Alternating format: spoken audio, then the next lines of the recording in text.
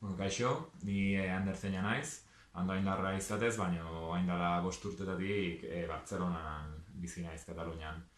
Nire euskarakiko harremana ez da eten, inolaz ere, jada ez dela nire eguneroko hizkuntza, katalana ikasi dut, eta nire eguneroko hizkuntzak dira bai katalana bai erdera. Baina nire ustez euskarakiko daukan harremana aldatu inda zentzu baten, ze naizta ez izan nire eguneroko hizkuntza, emateki sentsazioa dala tresna bat nire izatera, nire sustaetara itzultzeko modu bat bezala, ez? Okurritzen zait, zeukala Joseba Serrorendiak poesia bat, nun esaten zuen, euskara dela gure territorio libre bakarra.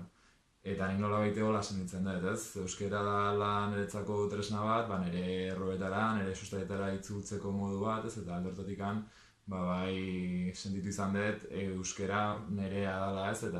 Eta laguntzen ditela inoiz ez galtzen lotura hori nire izatearekiko edo nire sustrai guztiekiko, ez? Eta, aldortatikan, arrotasun eta poz puntu bada, ez? Euskara ukitzea, tresna modu hortan, ez dakit, zure izatea hor dagoela sinisteko.